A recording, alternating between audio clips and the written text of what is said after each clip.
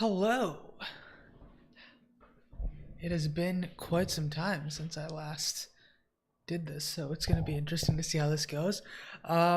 Welcome to my live stream. It's been like 2 months since I last did this, so I'm a little rusty, but we'll just jump right into it. So today, I think we're going to be finishing the last issue of this arc.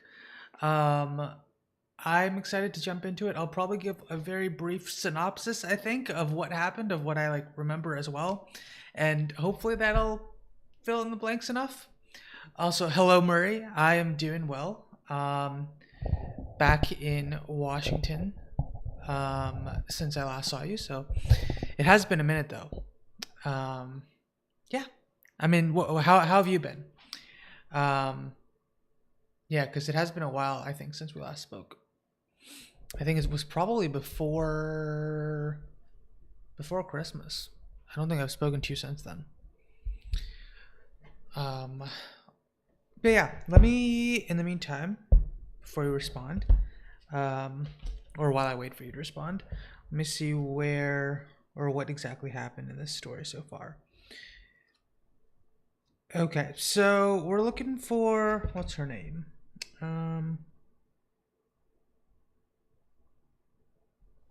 I'm blanking on these characters' names. Let's see. Miss Walker. Okay, what was her first name? Miss Walker's the girl who's the Vortex. Yeah, I'm blanking on names right now a little bit, but let's see here. Okay. I can give a general synopsis based off of the characters themselves. I'm not going to remember most of their names, but it's okay. We'll see what happens. So this is what we had. We had a new arc after Dream got his powers back. And then from there was this character called, I forget what her first name is, but this character who is the Vortex, which essentially is someone that could destroy all of the dreaming. So Dream has been keeping an eye on her. She's looking for her brother, gets reunited with her long-lost grandmother as well. And the brother is also missing from all of the dreaming, which is concerning, considering no one should be missing from the dreaming. Everyone's always connected to it. What ended up actually happening was two of the missing nightmares or major arcana from the dreaming were the ones that were essentially creating their own mini version of a dream world in this guy's mind, the little brother's mind. He was also being abused and everything like that from his foster parents. And then the Corinthian, who is another one of Dream's creations, another one of the major arcana of the dreaming, he essentially kills the kid's foster parents, kidnaps him, and brings him to the serial convention, which is a convention for serial killers, right? And then from there, Dream confronts him, and I believe he does something to all of the, well, he stops the Corinthian, right? Yeah, he stops the Corinthian, right? I think so. Yes, he does. Okay. Here's a showdown with the Corinthian. Just wanted to make sure I wasn't going too far ahead from where we were. Meanwhile, Rose is attacked by one of the other serial killers after reuniting with her brother. We also find out that Gilbert is Fiddler's Green, right? I hope so. I think so. Pretty sure that already happened. Yeah. Anyway, I think that's the general idea. The Corinthian's been stopped, and now we have another issue with Rose to see how this whole thing's going to wrap up, because she is still the Vortex. And because of that, she's still a threat to the entire dreaming. So we'll see how that goes. Pretty good. Finished up my internship. I'm looking for interviewing some jobs and fellowships. Nice. Good luck with that. Hopefully you also make use of all your free time, at least for now, because you've had a couple weeks off. And hello, Alex. Nice to see you as well. Yeah, hopefully that recap was good enough. I'm also kind of foggy on what happened over the past few weeks, but it should be okay. It'll be okay. We'll remember things as we go along. It's been like 2 months, so totally understandable that we don't have a full memory of what happened. Um, yeah, okay. Just waiting for this thing to refocus on my face. Cool. All right. We're gonna hope that doesn't move around too much. So I believe we're on issue 15, based off of where like the issue numbers from my previous video. This is what the first panel looks like. So hopefully that is what you're seeing. It's called Into the Night. But yeah, without further ado, oh, it looks like you had more messages. Studying full time for the LSATs. Oh, okay, nice. Good luck with that. Not sure exactly when you're taking the exam, but hopefully have enough time to get all situated and prepared for all of that as well. Yeah, let's just jump right into this issue. Hopefully you guys are at the right spot by now. All right. I think it's Rose. It was Rose Walker. Okay, yes, I just remembered that. Yeah, Rose is walking into, I think, her house probably. Hi, honey. So they finally threw you out of the hospital, huh? How is he? No change. Still out cold, concussion, and he's very dehydrated. They've got him on one of those things, drips. Gee, that must be rough. Ken and I really don't like hospitals, do we, Barbie? No, indeedy. No, I don't like hospitals much either. Hello, housemate. Zelda and myself intentionally delayed our bedtime in order to bid you to bear up to your current problems with fortitude and hope. Zelda has a reassuring moral homily concerning God, difficult times, and a variable number of footprints in the sand. She told it to me once, and it cheered me up remarkably. That's nice. I'll hear it later, please. If you don't mind, thank you, Chantel. Thank you, Zelda. I think we all need some sleep, especially you. Here, Rosebud, I made you some herb tea. Drink it down, then go to bed. Good night, Rose Walker. Night. Sleep tight. Yeah, good night, guys. I'm sorry, Hal. It's just, I wish Mom could be here. I sit there by Jed's bed, waiting for him to come round, wondering what kind of shape he'll be in, and when he does.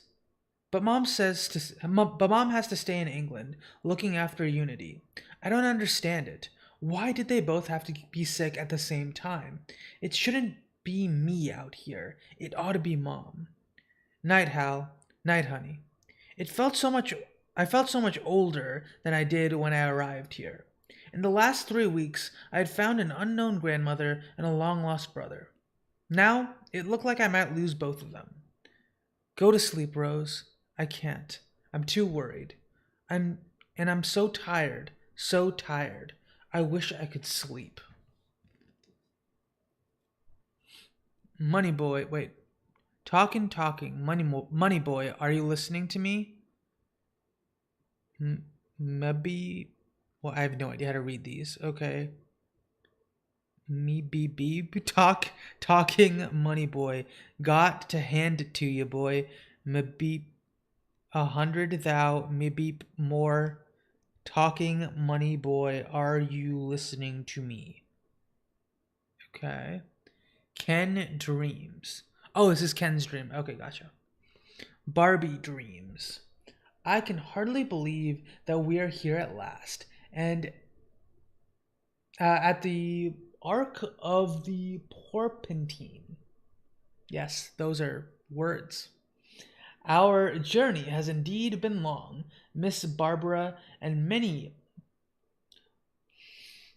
Is that a lion? Like, what is that supposed to be? Our journey has indeed been long, Miss Barbara, and many's the worthy champion. and many's the worthy champion. We have found and lost all along. So many good lives lost, Martin Tenbones, and because of what? A confection of spun silver and rose quartz. Was it just for this? The porpentine is more than that, my lady. More than that, lady. As you know, in your soul of souls, remember, if the porpentine is destroyed by the kaku, then the hierogram will be lost to the world forever. I. What are these words? I will not fear the disciples of the kaku, Martin Tenbones, as long as you walk by my side, and I will never leave you on your quest, my lady. Not while I live, not ever. Okay then. Chantel dreams. Chantel is having a relationship with a sentence. Just one of those things, a chance meeting to grow into something important for both of them. They like the same things. She took it to a party. They were a big hit. The perfect couple. Everybody knows about her and the sentence. Chantel and Zelda sleeping. Zelda dreams. Mommy and Daddy told me to go away, so here I am in the old bone orchard. Nobody understands me. Nobody cares. Nobody else understands in the beauty of the lost necropolis, the carnal charm. But oh, Chantel comes along and shows me she's my soul sister, me and her true gothic heroines, secret brides of the faceless slaves of the forbidden house of the nameless knight of the castle of dread desire. Okay. With Melmoth we walk the corridors of Otranto, and Chantel says I'm going to take off my veil. Zelda and oh God, I know it's going to be my mom saying, oh God, Z, you're sick. Listen, Robert, do you know what I found in her room? Your daughter is disgusting. That's us. Okay. Oh, I read this weird. I guess technically each of their dreams go across instead of... Okay, gotcha.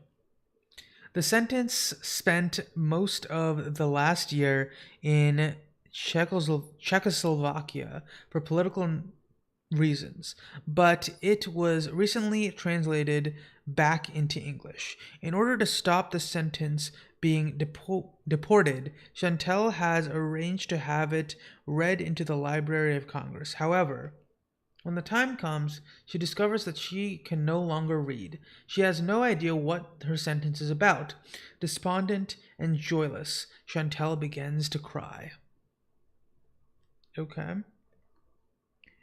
And I'll just start stammering and she'll make fun of me. Hey, little moron, do you believe in Godzilla? Let it be, Chantel. Not my mom. Not my mom, please God, not please God. Thank you, God. Oh, thank you. Now the little girl Zelda starts laughing. Little girl laughs and laughs. That's fun. Hal dreams. Hal dreams of Bet and Judy and Marilyn. They've come to tell him the big secret. He always suspected there was a big secret. Hey, doll, listen carefully. We're only gonna say this once. Huh? Lost it. Some dream. A good dream. Woke up, sort of. Retreat back to the warm back. Into comfort, back into... What? What was in the dream? Judy Garland? Of course, this isn't my real face, Hal, and this isn't my real face either. Hal, you have to help me. I'm running out of hands. Go to sleep, Rose Walker. Wind up the day. Let it go. Hello, Rose. It's Mom. Listen, honey. Unity had some kind of stroke. She's almost 90. I can't leave her. Not now. Not now. Not now. I'm sorry, Miss Walker. Honestly, it could go either way. On one level, it's astounding your brother is still alive, but then he's young. Go home. We'll call you if there's any change. Any change. Put the day away in its place, Rose. Forget the weird things that have happened in the last few weeks. You don't need them. Forget the big bad wolf man who hurt you, and who wanted to hurt you worse. Forget the pale stranger. Was he really there at all? When you try to remember him, he fades and shimmers until he seems little more than an echo of a dream. You're tired, Rose. Wrap up the day. Okay. Sinking slowly downward and inward, enter a world where everything goes to be just fine. Unity will be fine, Jed will be fine. You're so tired, just let go. Sharp and tugging a brief thought, and you wonder, where's Gilbert? We haven't seen him for almost a week now. Not since the two of you got back to Florida with Jed, half starved and dehydrated and scabbed, and let it go. It'll still be there tomorrow. Gilbert? And sleep and dream. Gilbert. Whom? So it begins. Once more, the first vortex of this era. Nonetheless, there is something about this one, this time, that I do not understand. Rock. To be honest, I still don't quite follow what's going on here. What is that thing? It is a vortex, Matthew. It is also Rose Walker, and it is growing. So, what does that mean, Chief? It means a number of things, Matthew, but they are not your concern at this time. Your place is with the boy's mortal body. In the hospital, there is someone you must bring to me. I don't like hospitals. For my part, I must deal with the vortex, as I have dealt with others in the past, as I must deal with anything that threatens the dreaming.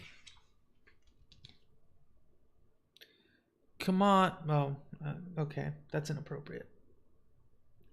Do it. Don't do it. Kenny. Okay. Barbie dreams. Gruff. This place makes me uneasy, Princess. If the Kaku's forces mean to attack us directly, they must do it before we reach the brightly shining sea. I understand. Caution, Princess Barbara. I scent strangeness in the air. What manner of thing, Martin Tenbones the Kaku, the necromancer? No, the aeromancer? Colonel Knowledge? None of those. Something is happening, my princess. Listen. You ought to just do it. Oh God, oh my God. Chantal dreams. Not quite a nightmare, but from comfortable Chantal is held like a rashed computer in an infinitely regressing loop of story. It was a dank and stormy night, and a skipper said to the mate, "Mate, tell me a story." And this was the story he told. It was a dark and stormy night, and the skippy said to the mate, "Mate, tell me a story." And this is the story he told. It was a dark... Okay, yeah, we get it. They're going to repeat the same thing. Zelda dreams. Zelda knows Chantal wants her to tell a story, and she says, in September of the year 1911, a post-chase drew before the door of Aswarby Hall in the heart of Lincolnshire. A little boy who jumped out as soon as it had stopped, looked around him with the keenest curiosity during the short interval between the ringing of the bell and the opening of the hall door.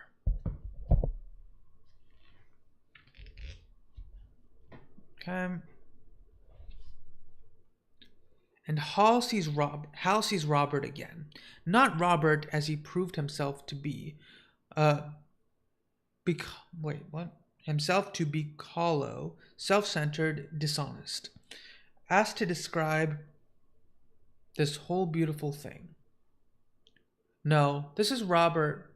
This is the Robert he had hoped for. The Robert he had dreamed of. Friendly, open, magical. If I were a bell, I'd go ding dong. Their tune is playing in the background. Ding dong, ding dong. Rose dreams. She knows she's dreaming. She's never had a dream like this before. Everything seems so real, so vivid, more true and more vital than the waking world. Her sense of identity had never been so certain. She can feel her sleeping body on the bed below her. It's not part of her, the essential her, the true Rose. Faltering, she exceeds her perceptions. She can feel them. Chantal dreaming intricate self-referential loops, trying to reveal nothing of herself to herself. Zelda, still fighting old battles, the girl lost in the woman whose heart she shares. Barbara's rich dream life, more vivid and true than anything she feels when waking, Hal's endless quest for identity and love, Ken's churning world of money and sex and power. All of them seeking a place to belong, all of them seeking a place to be safe, and she sees how simple it all is. She sees how simple it would be to shatter them. She reaches out her mind and nudges, and the walls. Barbie, is that you? Where are we? Ken, how did you manage to get to the Palace of Lost Carnadine? The where? What is all this? Chantal, I'm scared. What's happening to us? I think we're dreaming. I don't know. I'm not sure. Is that Rose? Over there, I suppose. It's hard to see. The walls come tumbling down. Ken, Barbie, hello? Can you hear me? Am I asleep? Am I dreaming? Are you?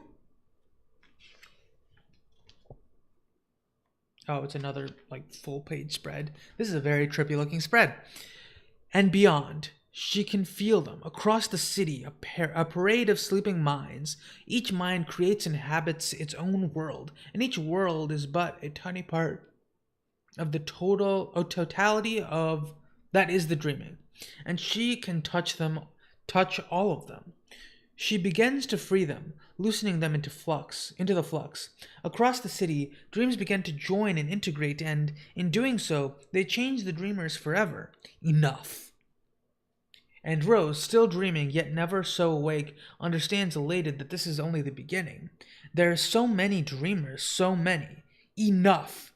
Rose's perceptions extend. So many new things. The brutal, towering dreams of the very young. The fine tracery of lace memories of the very old. And the others, all the others.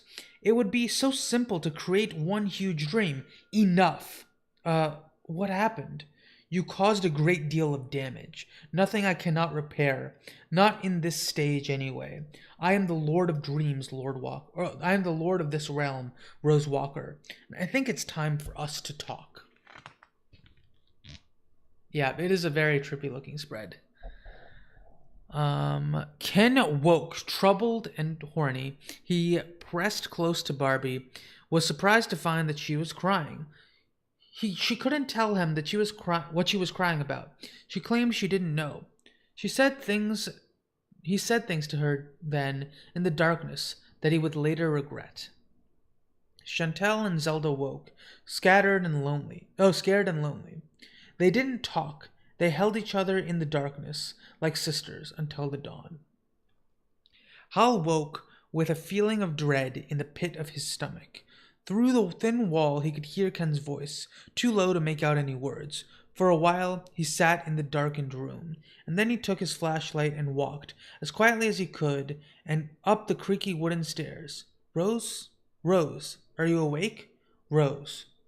No, she was gone, and somehow Hal wasn't at all surprised.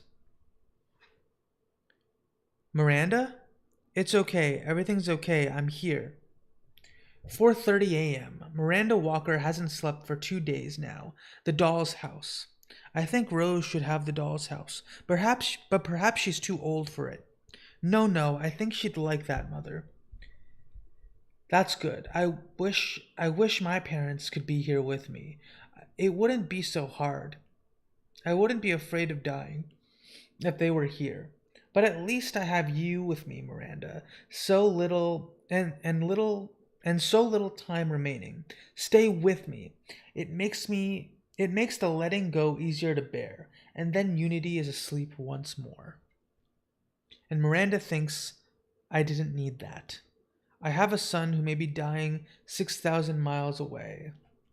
I've got a mother who's dying here. What kind of an option is that? Then, God, if you're out there, if anyone's out there, it's never been easy. She feels the cold of the glass against her palm, and she thinks at least Rose is all right. This this is also bizarre, but it's just a dream, isn't it? After a fashion. I've never had a flying dream before. We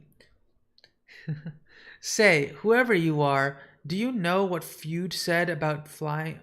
Freud said about dream. Blah. Let me start over. Say, whoever you are, do you know what Freud said about dreams of flying? I mean, you're really dreaming about having sex. Okay. Indeed. Tell me then, what does it mean when you dream about having sex? Oh, where are we going? We are already here. It has begun. Brevard County Hospital. Hi, kid. Burr. This place really gives me the, heebie-jeebies. Personal reasons from back before I was a raven. I don't know why he wanted me to come here. I don't even think you can hear me. No, I doubt that he hears you, but I can. I suppose I've been waiting for you, or someone like you. Someone would come from the dreaming to take me home. I imagined that he would come himself, or send someone I knew. I don't recognize you, little bird. No, I haven't been doing this for very long. It's all kind of new, but I'm getting used to it. I think I like being a dream better than I liked being a man. I did some rotten things near the end. You know how it is. Let's just say I'm glad that that stuff is all in the past and in another life. But that was in another country, and besides, the wretch is dead. I see. So, you were once alive and have become a dream. I was once a dream before, but I left, and truth to tell, I was rather enjoying being alive. Still, all good things. I shall miss life.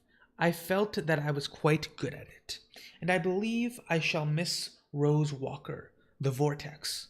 The Vortex? Rose is the Vortex?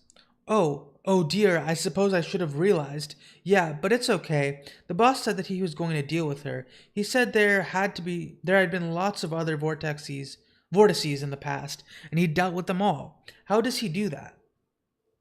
How? He terminates their physical presence, little bird, to protect the dreaming. It's the only time he is empowered to take human life, you see. It's one of the rules. He's going to have to kill her. To be concluded. All right. That was a decent reintroduction, kind of, to those characters. I think I remember all the character names now because we went through all the major ones. I believe Miranda is Rose's mom, and then Jed is the brother, and then Unity Kincaid is the grandma. Then we have Ken, Barbie, Chantel, and Zelda, and then Ken. No. Who was the other? I forget who this guy's name. What was this guy's name?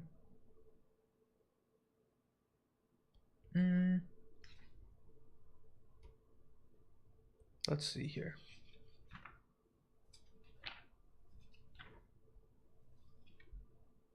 Nope, that's Ken.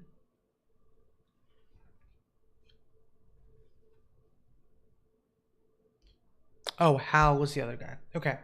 So that's the 5 roommates that are left, and then Gilbert is obviously also there, but he's not in the house, and then we just have Dream. And then Matthew is the crow. Okay. Yes, we got all the characters straight now. All right, cool. Moving on to the next issue. We got another cool piece of artwork as the cover that looks like that is probably Dream, just based off of the hair and the demeanor around it. Game Alex 19 washed Albert better. I don't know what that means.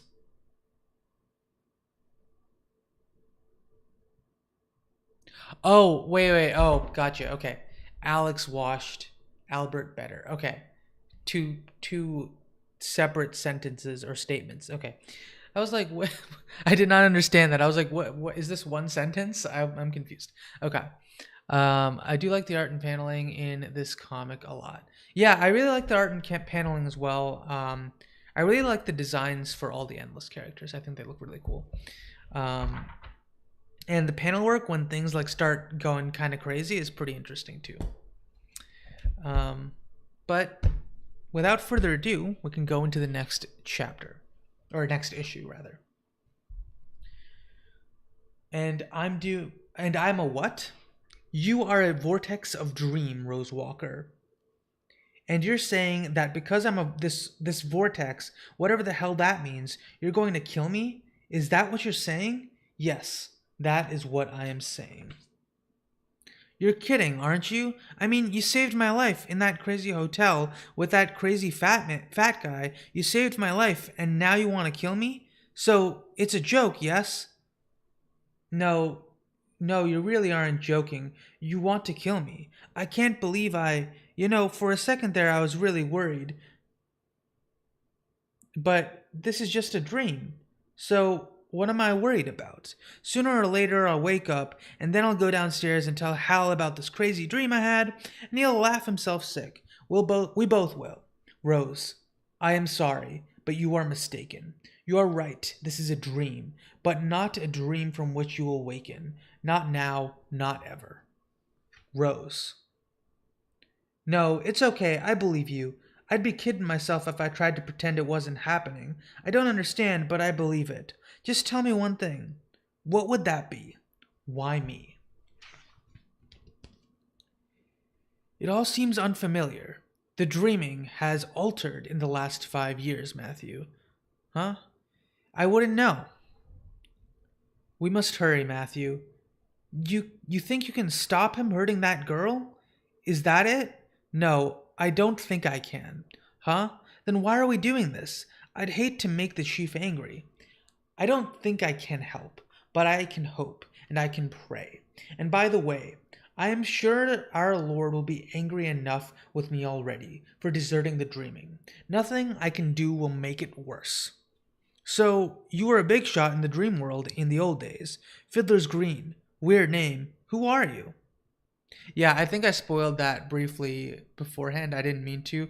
I said Fiddler's Green, but yes, he's one of the missing dreams. I thought that we had already gotten that far, but I don't recall if he actually revisited the dreaming before this. You know what? Let me take a look real quick. Hmm.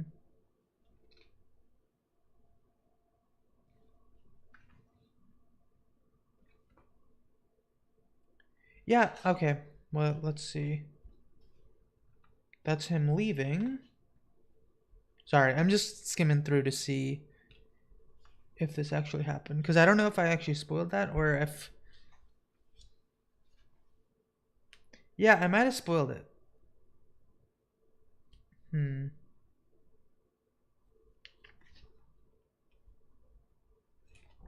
Well, my mistake.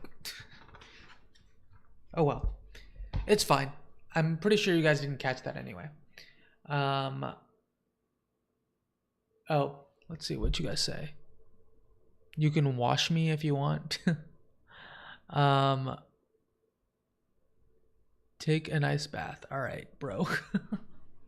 Anyway, let's keep going. It all seems unfamiliar. The dreaming. Oh no, I already read that. Where was I? Who? My dear bird, you seem to be laboring under a misapprehension. Fiddler's Green is not a who, it's a where. I was not a person, Matthew. I was a place. Let us make haste, friend Raven. It is getting colder. We are close to them now. Once in every era, there is a vortex. Even I do not know why. A mortal who briefly becomes the center of the dreaming.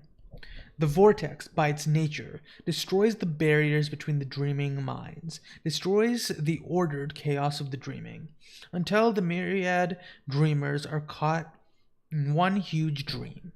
So, all the dreams are one, then the vortex collapses in upon itself, and then it is gone. It takes the minds of the dreamers with it. It damages the dreaming beyond repair. It leaves nothing but darkness, and it is one of my functions to prevent this from occurring again. Again? It happened once. A world was lost, Rosewalker, eons ago, and half a universe away. I failed in my duty. A whole world perished, and it will never happen again. But if you're like the king of this place, don't you just, I don't know, magic whatever this is out of me? I don't know, just stop it from happening. I am the lord of this realm, but my wishes are paramount. My wishes are paramount, but I am not omnipotent. You are of the living, Rosewalker, and you are a vortex. Only when the vortex is dead is the dreaming safe. Death is not always a bad thing, Rose. You could stay here in the dream world. Some mortals are even given that option. My raven Matthew was once a mortal man. I don't want to die. I am sorry, Rose. Rose Walker, there you are. Gilbert? Gilbert, thank God you're here. This man, he says he's going to kill me. I know, Rose Walker. Fiddler's Green. Why did you leave? I relied on you. I trusted you. You were so steady. You were the heart of the dreaming. I left because I was curious, and because I was tired. Life as a human contains substance I never dreamed of in the dreaming world. The little victories and the tiny defeats. I had my reasons. But that is of no importance. This girl, Rose Walker, Lord, I offer my life for hers. That is not an option. The girl must die. The dreaming may survive. The girl must die, that the dreaming may survive. I am sorry. I'm sorry, Miranda. I don't think I've been a very good mother. Don't think about it, Unity, Mother. Everything's going to be fine. I think I'm going to have to sleep now. Unity Kincaid finds it harder and harder to stay alive. Life is so... Unity hears a voice, her own voice, in the whisper of her in the darkness. The voice whispers to her life before the long sleep, whispers childhood dreams of a tall dark man whose eyes danced like twin stars in her head, whispers the truth, and then she gives into the sleep, her breath shallow and halt, dying in a world she finally understands. Unity dreams. Gilbert, listen, isn't there anything we can do to stop him? Dang, that is a lot of shading on Rose's face right there, just to show like how distraught she is. No, there is nothing he can do. Fiddler's Green, I cannot find it in my heart to punish you for leaving. Not now. However, it is time that you take your appointed position again. Say, Miss Walker, take it from me, death isn't that bad. You get used to it. I did. I wasn't having much of a life, mind you. Say goodbye. I must apologize to you, Miss Walker. Apologize for not being a very good human being. Not even a very good copy of a human, perhaps I should say. And now, when you need me the most, it seems I have failed you. Just shut up and say goodbye, Gilbert, or I'm going to start crying, and I'm not going to give him the satisfaction. Farewell, my dear. You are the best thing about being human. After your death, if you do stay in the dreaming, then visit me. Walk in my meadows and my green glades. Rest beneath my trees. Fiddler's Green, huh? Nice place. I am sorry, Rose. There is nothing personal about this. We all have responsibilities, and this is one of mine. I am sorry. For Christ's sake, look, just do it. Stop freaking apologizing and just do whatever you're gonna do, okay? Just do it. Stop that. Rose isn't going to die tonight. I am. Hello, Rose. Hello? Do I know you? Oh, I don't look like this anymore, do I? It's funny, the things you forget. I'm your grandmother, Rose. I'm Unity. What a wonderful place. Yeah, it was a friend of mine. I know who you are, Unity Kincaid, but I require you to leave this place. I have business to attend to with this woman. No, didn't you hear me? Your business is with me, not her. Rose is the vortex. Perhaps. But I should have been the vortex. If you had not been imprisoned away from the dreaming, I would have been. I do not understand. Of course you don't. You're obviously not very bright, but I shouldn't let it bother you. Granddaughter, come here. Rose, I once gave you a ring. I want you to reach inside yourself and give me whatever it is that makes you a vortex. Give me your heart. My heart? Rose, I'm dying. We don't have much time. You're dreaming. Anything possible. Anything's possible. Just do it. And she pulls out the heart. This? Thank you, Rose. I am the vortex now, Dream King, as I should have been so many years ago. I am the vortex, and I am. Oh, she breaks the heart. Ah, and then I guess she's going to die. What? What happened? You died. Let me help you up. I don't understand this. I'm sorry. Are you still going to kill me? There is no need, Rose Walker. There is much here that I do not understand, but the vortex is gone. Leave this place, child. I will bring your brother back from the shores of Dream. He will return to consciousness in the morning. View it as a gift from me to you, Rose. Your family has suffered enough.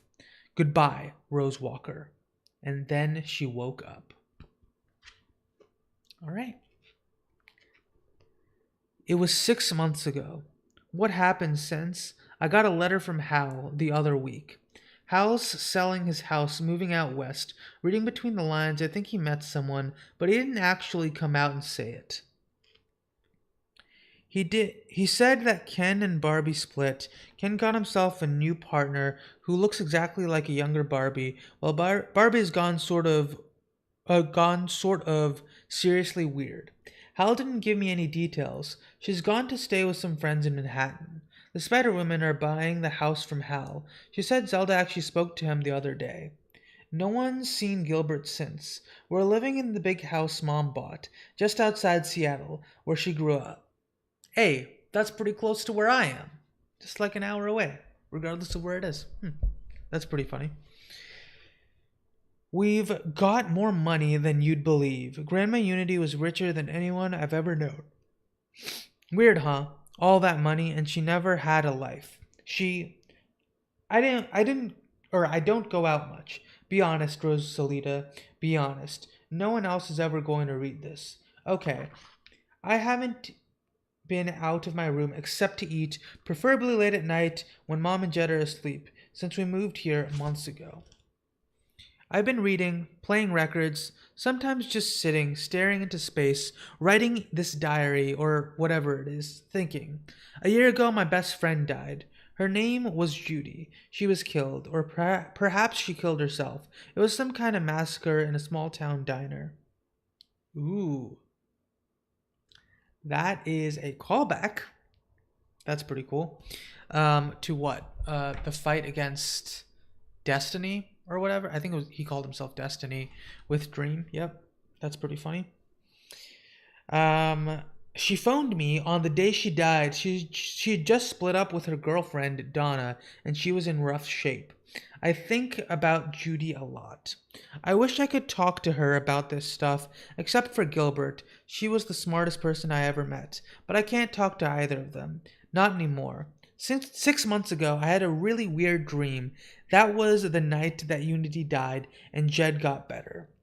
If it was true, my dream, and lots of it is sort of hazy, lots of it doesn't seem to make sense anymore, although I'm sure it did at the time, then, six slain inside a diner of death riddle.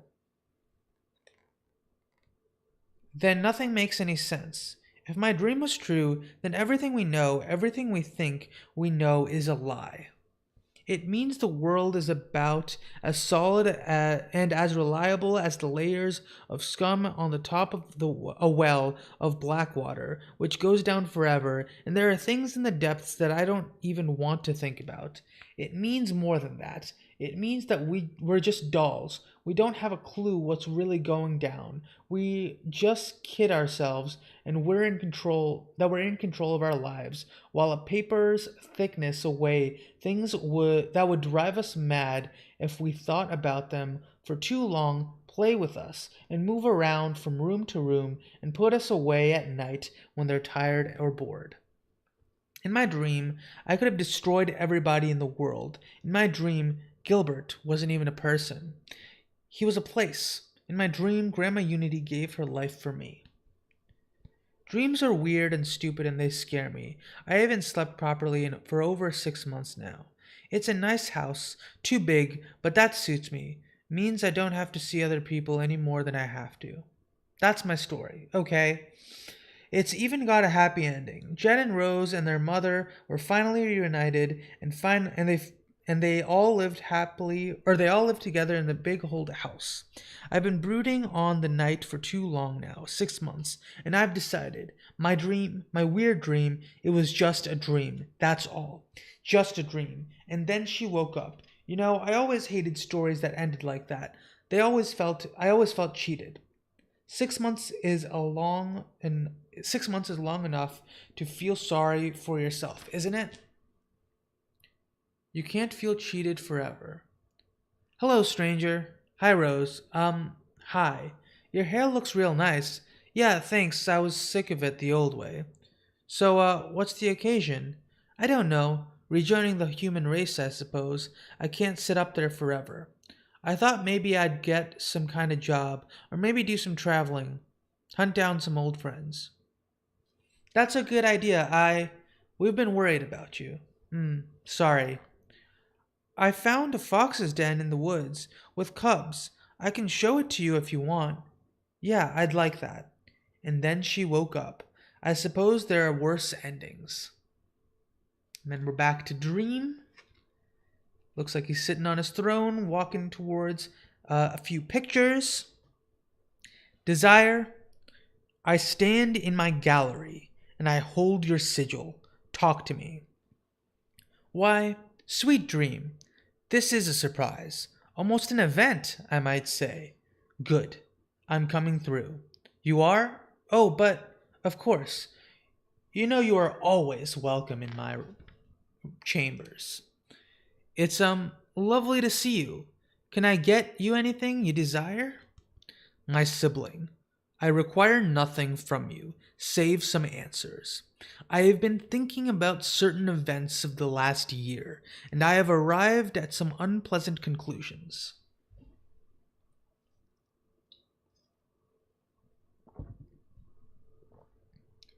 Unity Kincaid should have been the vortex or the dream vortex of this era, yet she wasn't.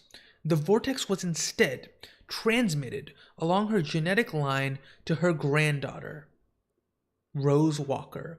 This is unprecedented in my experience. Someone has been meddling in my affairs, Desire, and this has your stink of it. Are you accusing me of interfering in another member of the family's domain? Obviously, that is exactly what I am doing, and I am accusing you of more than that. Desire, who was Rose's grandfather? Who fathered her mother on sleeping Unity 50 years ago? What did you truly intend, Desire? Was I that obvious? No, no. You covered your tracks remarkably well. Was I to take I'm not sure exactly what the order was supposed to be there. What did you truly intend, Desire? Was it to take the life of one of our blood? Was all that would with all that would entail, or was it more devious than that? Does it matter, big brother? It didn't work. Desire, if you were not my kin, but I am. Yes, you are. Desire, Listen to me carefully. Remember this. We of the endless are the servants of the living. We are not their masters. We exist because they do, deep in their hearts, that we exist. Oh, wait. We exist because they know, deep in their hearts, that we exist. When the last living thing has left this universe, then our task will be done, and we do not manipulate them. If anything, they manipulate us. We take their toys, their dolls, if you will. Or we are their toys, their dolls, if you will. And you, and despair, and even poor delirium should remember that. I don't understand. I am afraid that you don't. Very well. I shall tell you something that you will understand, understand, sister brother. Mess with me or mine again, and I will forget that you are family. Desire. Do you believe yourself strong enough to stand against me, against death, against destiny? No. Remember that, sibling, the next time you feel inspired to interfere in my affairs. Just remember. And desire walks the chambers of his heart. It walks the threshold, its citadel and its protection, and desire wonders. What did he mean? That we are their toys.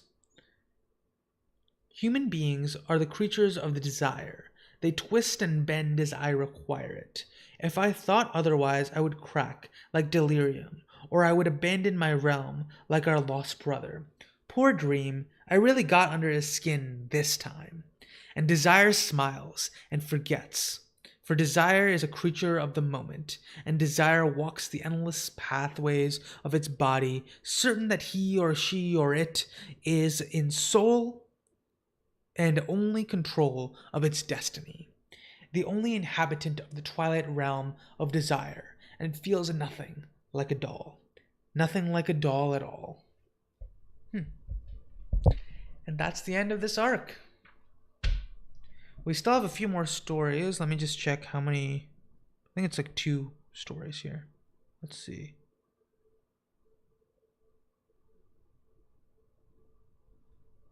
One. And is it just 2? Oh no, there's a 3rd one.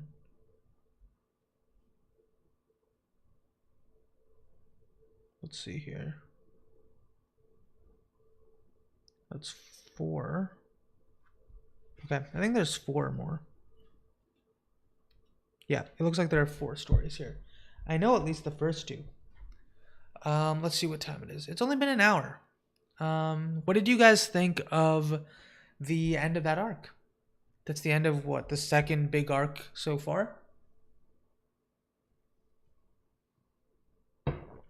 The ending is really cool to me too, because there's like the whole reveal that Unity's like one-time lover, I guess technically, but like she was asleep, so like, very not okay. The idea is that like Desire and Unity had Rose's mom, and like that's how the Vortex was passed on. Instead of Unity being the Vortex, that's how Rose became it. So that's a pretty interesting concept, and a pretty interesting reveal as well. I really like the statement at the end there said by Dream to Desire, which is, what was it? Mess with me or mine again, and I will forget that you are family, Desire. And then on top of that, he's like, do you believe yourself strong enough to stand against me, against death, against destiny? Like that is like the best line to me. It's a really good line. I really like that. Yeah. Because it's also, Dream is one of the 3 older siblings, right? And then Desire, Delirium, and Despair are the younger siblings. So it's pretty interesting for like the power dynamic that's there as well. Because even if you just think about it, like the ideas of death, dream, and destiny seem so much more grand and expansive than the other 3. I mean, those other 3 are still like really I guess, profound or like expansive in what they would cover. But I mean, compared to something like Destiny, like that's pretty that's a that's a pretty big leap in terms of what that personification or that idea represents, right? So I really like that. Um, and then Desire is just like, oh yeah, I forgot. Yeah, yeah. I think essentially I think they're saying that like because Desire is an existence that is fully just in the moment. She's like, yeah, the moment passed. Moving on, essentially. I don't know if that actually means that like they truly forget or like they just stop thinking about it. I'm not sure, but whatever it is, I mean, either way, it's pretty interesting that like Desire is just like, okay, cool, on to the next thing. Whatever happened, happened. Moving on. But yeah, um, I might read one more chapter. I know what this story is. I don't know how graphic this one's gonna be. Hopefully, it's not too graphic, but we'll see. This one is called Calliope. So I think I'll read this one, and then that'll probably be the last one for today. Okay. May 1986. I don't have any idea. So what is it? It smells quite disgusting. Oh wait, I read that wrong. So what is it? It smells quite disgusting. I don't have any idea. It's what you were asking for. It's a bezoar. Hang on, I thought they were like precious stones. Most of them are. This is a trichinobezoar. It's made of hair. I cut it out of a young woman's stomach this afternoon. Lovely long hair she had. Trouble was, she'd been sucking it, chewing it, swallowing the hairs. Must have been doing it for years. Technically, that's known as the Rapunzel syndrome. Anyway, it's a bezoar. Mission accomplished. It's disgusting, but thanks. What do I owe you, Felix? Oh, nothing. It would only have been incinerated or popped into a jar for students to stare at. Just don't tell anyone where you got it from. And I was wondering if you'd sign this for me. Sure, no problem.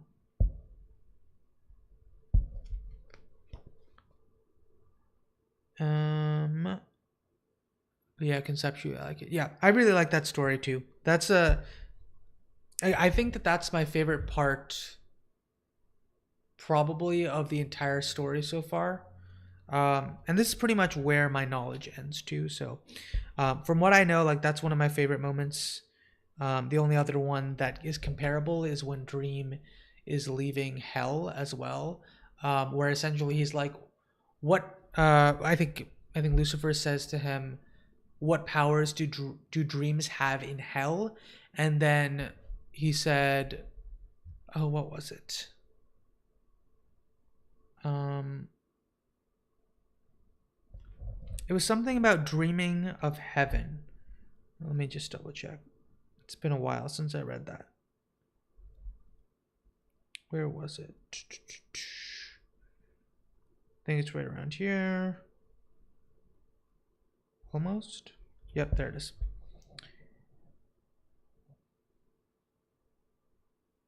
Oh yeah. But you say no, that dreams have no power here. Ask yourselves, all of you, what power would hell have if those here imprisoned were not able to dream of heaven? Yeah, that's just a great line to me. Anyway, continuing on where we're actually at. Um, let's see here. The Cabaret of Dr. Caligari. There you go. This is great. It's a real thrill for me to, be able to do something for one of my heroes. I love the book, amazing stuff. So, what did you need the Bazaar for?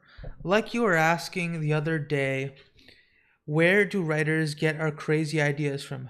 It's research, really. I heard you were writing a sequel to The Cabaret. I'm really excited. Oh, great. Uh, that's the phone. Listen, thanks again for the thing. No problem. I know how busy you are. I'll just let myself out then. Bye. Hello, Richard Maddox speaking. Rick, it's Harry. Listen, We have to talk. Your publishers were on to me again today. Oh, hi, Harry. Listen, the novel's almost 9 months overdue, and they're threatening to cause trouble. You're in breach of the contract, Rick. Is it finished yet? Nearly finished. How much do you got to go? It's almost finished, Harry. I can't rush these things.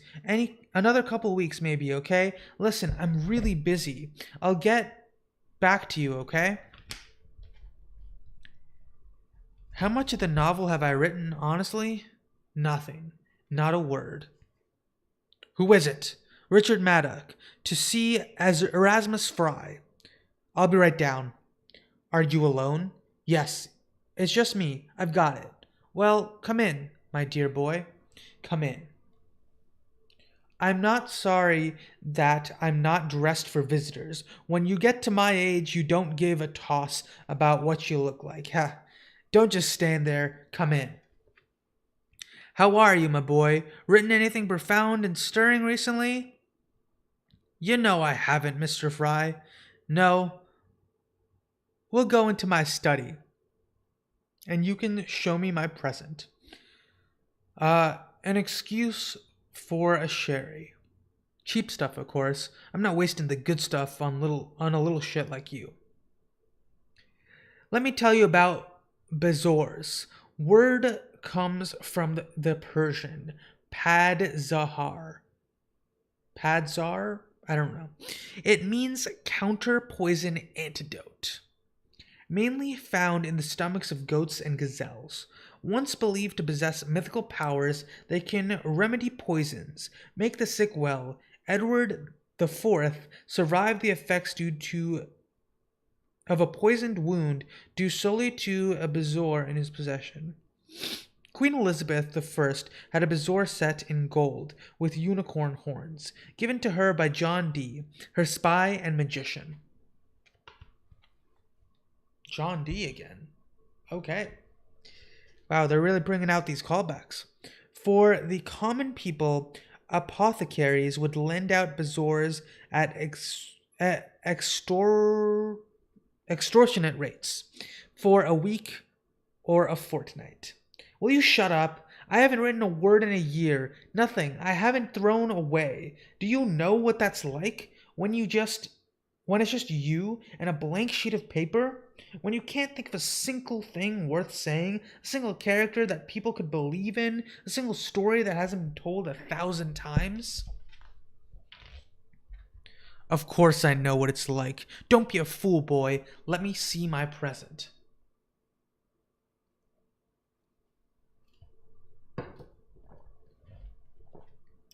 Oh yes, Rapunzel, let your hair down. Oh, let down your hairball. A genuine trichinobezoar. The smell comes from the partially digested particles of food trapped in. That's disgusting. I didn't need that information. Why would he tell me that? I'm sorry. I'm lecturing again. An old writer with no one to talk to gets fond of the sound of his own voice. I will put the bezoar with the rest of them. I suppose that you want her now. Did you bring any clothes? Clothes? I didn't know Never mind. I have an old coat you may use. I caught her in Mount Helicon, 1927 Greece. I was 27. I'll be 87 next year. She was bathing in a spring, and I caught her and bound her with Molly, sorcerer's garlic, as it's sometimes called. Molly is called sorcerer's garlic? Well, it says MOLY. Is that weed or is that something else? What does this mean? That's really funny. Wait, if that's true, if you just used weed to capture this person, that's one way to go about it, I guess. One more magical property of that, I guess. That's really funny. As it's sometimes called, and with certain rituals.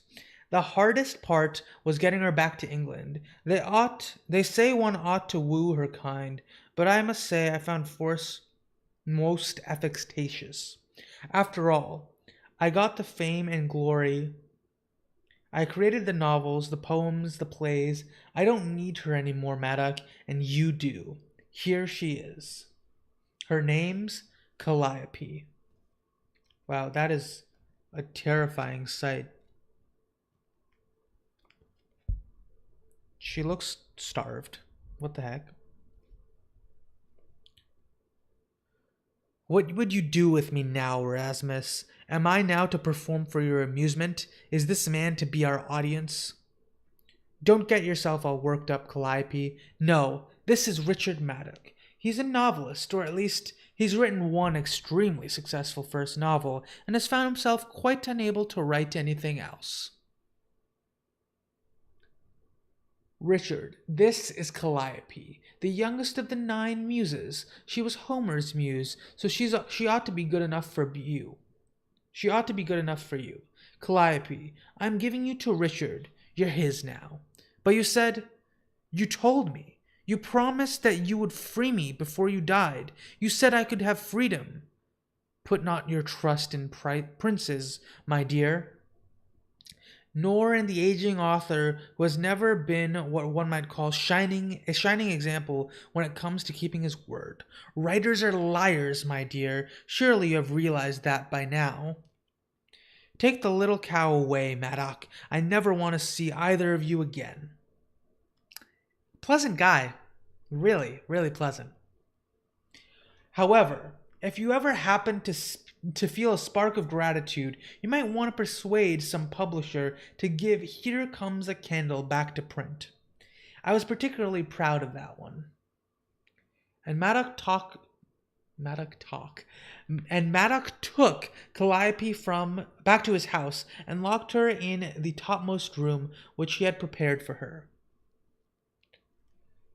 His first action was to grape her nervously on the musty old camp bed. She's not even human, he told himself. She's thousands of years old, but her flesh was warm and her breath was sweet, and she choked back tears like a child whenever he hurt her. Yeah, this is a very sad issue. Yeah.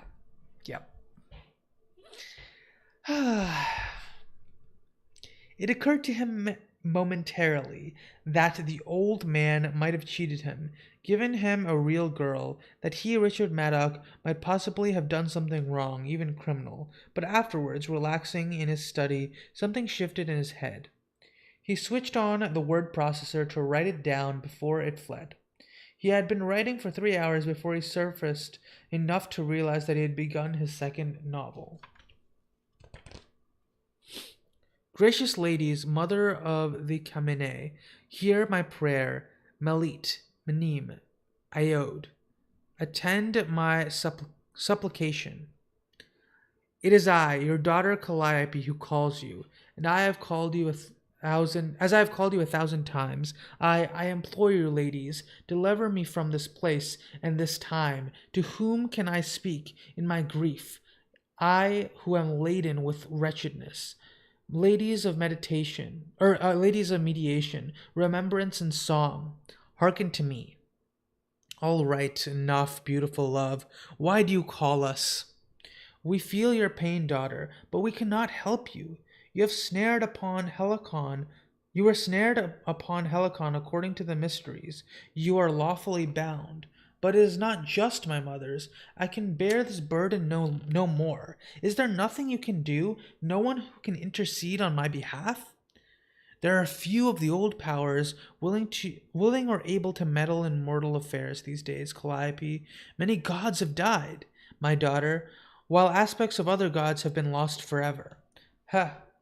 Only the endless will never die, and even they have a difficult time of late. Still, every little bit helps, as the old woman said when he pissed in the sea. The endless now, there's a thought. After all, the Dream King and Calliope were close long ago. For a short while, weren't you, my pet? Not for long, and remember, sister self, they did not part on the best of terms. But she did bear his cub, that boy who went to Hades for his lady love, and died in trace, torn apart by the sisters of frenzy for his sacrilege. Not him. Not after what he did to me. He hates me for that, and I despise him. I would not accept his help. Foolish child. Oneros is in no position to help you, even if you wished, which is unlikely, to put it mildly. You see, just like you, Calliope, your one-time admirer has been ensnarled by mortals, and while you are imprisoned in your tower, he is immured beneath the ground. I am sorry, my little one. Your prayers were wasted. There is nothing we can do for you, and nothing you can do but hope. No, please come back, please. There must be something. There must be someone who can free me. Please send someone. Anyone. Even Oneris. It had been her own fault. Spring 1927, Mount Helicon. She had only returned for a brief time, lured perhaps by nostalgia. She had laid down her scroll and was bathing in a clear pool, remembering the lost golden days, when the nine were still sought and wooed and needed, when the music of the spheres still echoed in mortal souls. In one hand he held Molly flowers.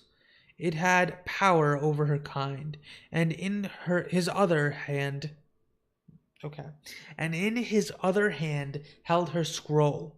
Which one are you? He had asked her. Calliope, she told him.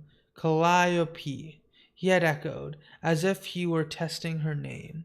And then he smiled. Well, he said, you can call me master. And then he burned her scroll. Huh. Great news. I finished the novel. I've called it My Love She Gave Me My Light. My Love She Gave Me Light. 2 drafts in 5 weeks, and it's all good stuff. I am pleased for you. Now will you let me go? Are you out of your mind? This is just the beginning. Come here, gorgeous. Let's make 2.5 minutes of squelching noises. Okay. Please, Maddox, let me go. Stop forcing me to do these things. Listen, you are my possession. Until I tell you that you're free, don't forget it. You're my personal muse, sweetheart. Now let's party. Yeah, this is such a sad story. May 1987. Really, John? Let me silence my phone. Really, John? I don't see any way that a work of genre fiction could be nominated for a Booker Prize. Well, I feel in the light of his latest novel that Maddox's work has been seen as transcending genre. It's as if it were written by a different man. It's a beautiful book, quite remarkable. I mean, the sheer richness of the material. I loved your character of Aileen. There aren't enough strong women in fiction. Actually, I do tend to regard myself as a feminist writer. So tell me, where do you get your ideas? June 1987. Harvey, the only condition under which I'd be willing to do a screenplay for you of And My Love would be if I could direct it. Let me put this simply for you, Rick. Impossible. March 1988. Then they said in the TLS that you could be considered the greatest epic poet since Byron. It surprised the heck out of me. I saw the spirit who had half of everything as a lightweight project between real books. I was honestly surprised when my publisher agreed to take it. October 1988. Look, Harry, it's nothing that you've done. It's just that William Morris Agency can look after my interests better. They've got contracts you haven't. But you've still got the first 3 novels and the poetry collection to handle. Don't be like that, Harry. February 1989.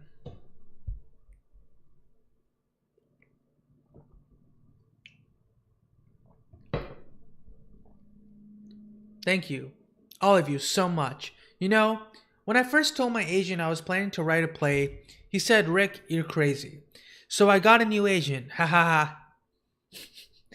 April 1989. We've been actively discussing your original offer to write a screenplay.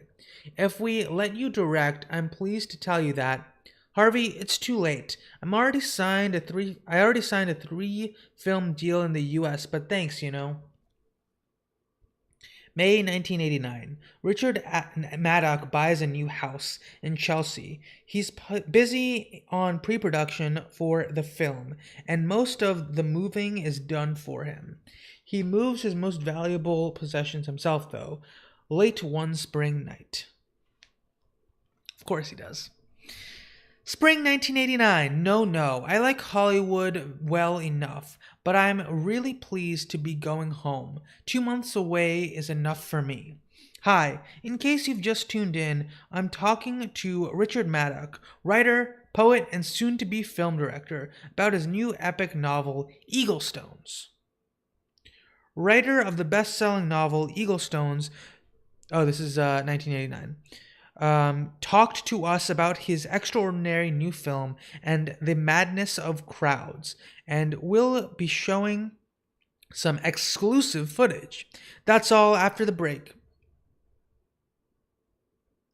1990 March. Rick Maddock and The Madness of Crows nominated for 3 Oscars: Best Original Screenplay, Best Director, Best Picture.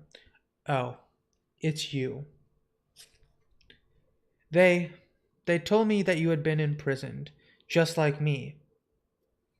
They spoke the truth. I was imprisoned, but as you can see, I am free now. Then please, by the love I once had for you, by whatever you felt for me, please, make him give me my freedom. Make him let me go.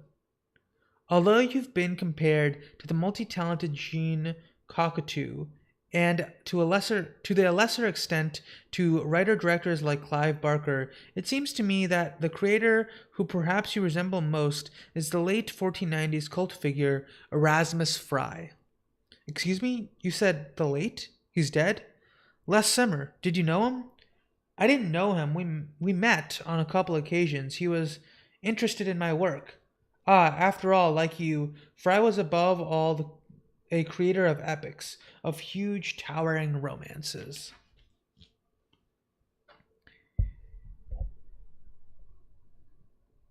Went very well, I thought.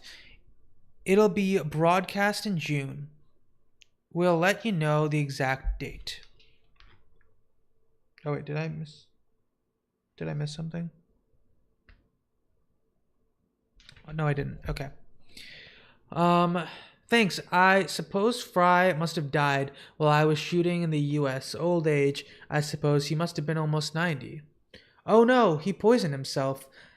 It's quite funny. Apparently the last thing he did was write a letter to his old publisher begging them to bring back one of his books to print. Here Comes a Candle, I suppose. I think that was it. How'd you guess? It was a good book, perhaps my favorite book, when I was growing up. Very moving and honest and strange. Poor old sod. Christ, what are you doing in my house? Who let you in? Nobody let me in, Richard Maddock. I don't know who you are, but I want you out of here now, and I'm calling the police. You are keeping a woman imprisoned here, Richard Maddock, keeping her against her will, and I have come to request that you set her free. Are you out of your mind? There's no woman here. Now get out of here. Do you know who I am? There's a law against people like you. Are you going to call the police? Is that it? No, I will not call any human agency. Just let her go. But you don't understand. I need her. If I don't have her, I won't be able to write. I won't have ideas. I can't free her yet. Not now. Maybe in a year or so. Look, I have money, an awful lot of money. Hold your tongue. She has been held captive for more than 60 years, stripped of all possessions, demeaned, abused, and hurt. I know how she must feel. And you will not free her because you need ideas? You disgust me, Richard Maddock. You want ideas? You want dreams? You want stories? Then ideas you will have. Ideas in abundance. Ugh. I just had a weird dream. What do you know about it, huh? Are you doing that? Giving me nightmares? Are you doing it? Tell me, or so help me I'll... No, I'm not doing it, Richard Maddock. You have met Oneris, who the Romans called the Shaper of Form. He was once my lover, and he was the father of my son.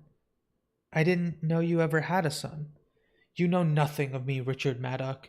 I am real, Richard. I am more than a receptacle for your seed, or an inspiration for your tales. Now it's too late. Now to let you it. Oh wait, let me re-say that line. Still, it is too late now to let that concern you. Goodbye, Richard Maddock. Enjoy your party. A timeout, please, and a standard. Righto. Saw you on the telly the other night. It had to be I said to my wife, she buys he buys papers for me from me. My brain circuiting. 1 second.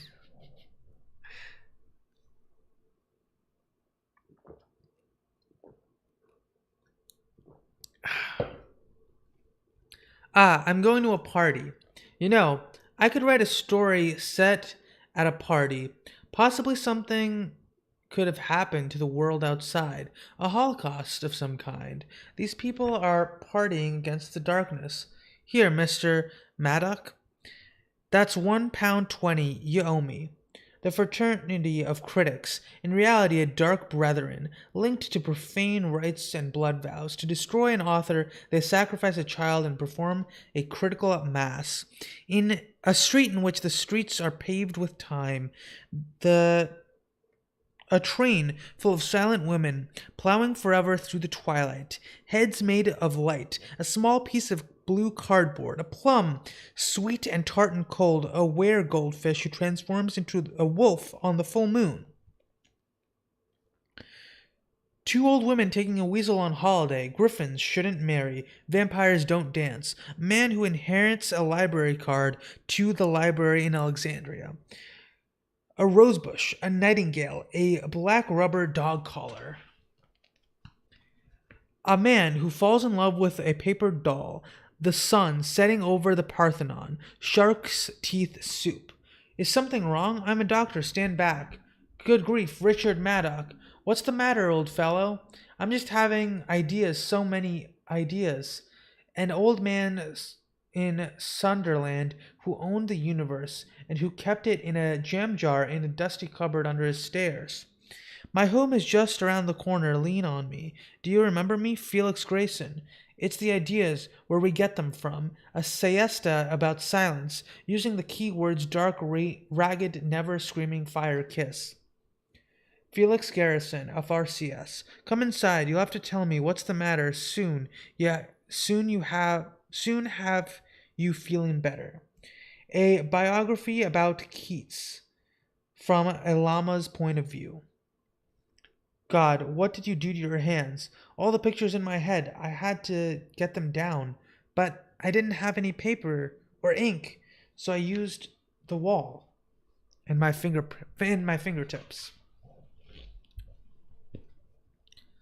All the ideas inside, all the pictures and poems and tales and songs and plays and speeches and fragments, they're all coming out. You must help me. I'll give you a sedative and bandage for those fingers. No, no, I'm sorry. Nothing like that. It's her revenge, you see, or his revenge. I said I needed the ideas, but they're coming so fast, swamping me, overwhelming me. You have to make them stop. Here, this will calm your nerves. No, I told you. Look, go to my house. The keys are in my pocket. If you can take them out for me, I don't think I can use my hands anymore. Go upstairs. At the top of the house there's a room. There's a woman there. Let her out. She's locked up in there, you see. Tell her she can go. That I free her. Make her leave. Make her go away. I signed a book for you once, didn't I? Oh, God, please. All right, stay here. I'll be back soon. Make it stop. Tell her I'm sorry. Magical and alchemical traditions seen as a cargo cult. Aurelius Theophrastus, Bombardus Pericleus, what? And Raymond Lully were the same man. I'm not sure if I got that last part right, but that's okay. Hello? Is there, anyone there? He says, Rick, says you're free to go. Hello? Here comes a candle, Erasmus Fry. So, it's over. Thank you. What will you do now, Calliope? I don't know. Return to the maids of humanity, I suspect. My time is over, and this age of the world is not my age. You have changed, Oneris. In the old days, you would have left me to rot forever without turning a hair. Do you still hate me for what I did? No, I no longer hate you, Calliope. I have learned much in recent times, and no matter, I do not hate you, child. I think you should release the mortal now. He has set me free. If that is what you wish, it is done. Maybe, maybe I could visit you in the dream realm. It would be nice to see you again, properly. What do you think? I do not think that would be a good idea, Calliope. No, no, perhaps it won't. Thank you anyway, Oneris. I will never forget this. Fare you well, Oneris. Fortune go with you. Goodbye, Calliope. I've done it, Rick. How are you feeling now? I don't know anymore. I keep trying to think about what you said. The shaper of forms. It seems like it should mean something. There was no one there. In the room, there was just a book. I don't know. It doesn't connect with anything. It's a name. I wish I could remember. It's so hard to think. Morpheus? Orpheus? One of those. You can take it with you to the hospital, Richard. She's gone, you see, and it's all gone with her. Everything. All of them. All the dreams. No, I can't remember. I've lost it. It's gone. I've got no idea anymore. No idea at all. Next. A Dream of 1,000 Cats. Yeah, that was a rough story. Yeah. I hate all of the humans pretty much in this story. It's kind of gross. The artwork, I feel like, in the story makes it even worse than the version of it that I saw in the show.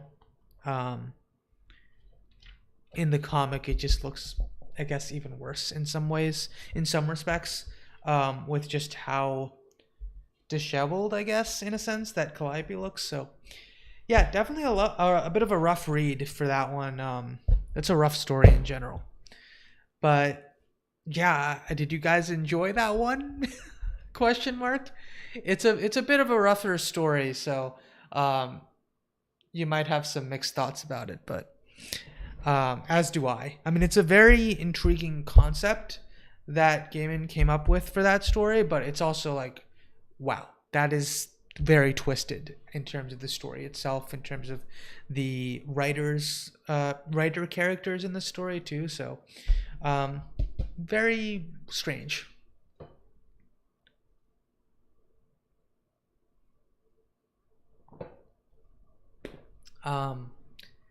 But yeah, that is going to be the last one that I read today. I'm definitely tired of reading for today. I think the last 2 or 3 issues in here will probably be read next week. And that'll end off this volume. They're all more one-shots, I think. So, yeah. I hope you guys enjoyed. Definitely a downer type of ending story, I guess, but at least she was saved in the end by Dream, if that is a positive, I guess. I don't know exactly when that story takes place either. I don't know if there are any other clues as to it, but it takes place kind of in between when Dream also gets captured, because I believe, what was the year? They gave a year as to when she was actually captured. 1927. So they probably both got captured around the same time. If anything, Dream might have gotten captured a little sooner, but, Dream just kind of sat there in a bubble. He didn't have to deal with this. So, yeah, very, very twisted and sad story to end off with. But yeah, I hope you guys enjoyed. I'm glad I was able to finally have another live stream session after what, basically 2 months. So yeah, hope you guys enjoyed, and I will catch you guys next week. Have a good night.